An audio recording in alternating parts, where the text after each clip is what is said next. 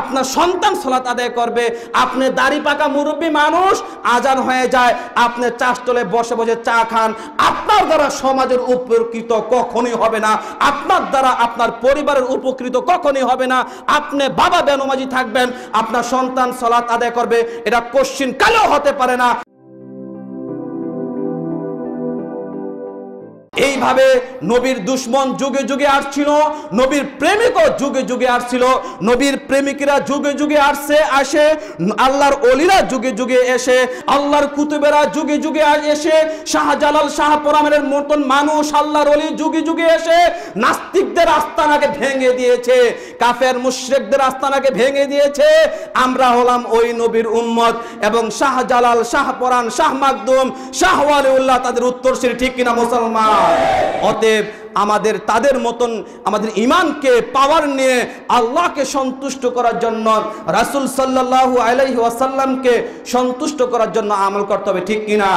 তাহলে বলুন, এখানে আপনারা যারা আজকে আসছেন প্রত্যেকে প্রতিদিন 5 ওয়াক্ত সালাত আদায় করবেন তো ইনশাআল্লাহ?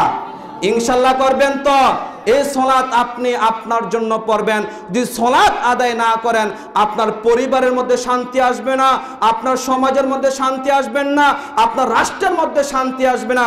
যদি আপনি সালাত আদায় করেন, আপনার স্ত্রী সালাত আদায় করবে, যদি আপনার স্ত্রী সালাত আদায় করে তাহলে আপনার কন্যা সালাত আদায় করবে, যদি আপনি সালাত আদায় করেন আপনার সন্তান সালাত আদায় করবে।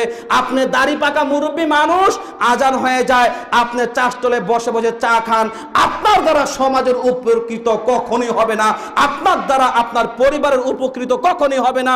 আপনি বাবা বেনমাজি থাকবেন, আপনার সন্তান সালাত আদায় করবে, এটা কোশ্চিন কালেও হতে পারে না। আপনি মা ফজরের সময় ঘুমিয়ে থাকবে, আপনার কন্যা ঘুম থেকে উঠে সালাত আদায় করবে, এটা কোশ্চিন কালেও হতে পারে না। আপনার সন্তানকে যদি আপনি নামাজি বানাইতে চান, আপনার পুত্রকে যদি আপনি নামাজি বানাইতে চান, আপনার কন্যাকে যদি আপনি নামাজি বানাইতে চান, আগে আপনি বাবা আপনি মা 5 ওয়াক্ত নামাজি হতে হবে, তারপরে আপনার সন্তান নামাজি হবে।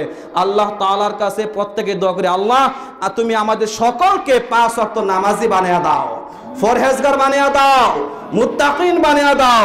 আল্লাহ তোমার আমল করে তোমাকে সন্তুষ্ট হয়ে করে আমরা জান্নাতে প্রবেশ করতে পারি, সেই তৌফিক দান করে দাও।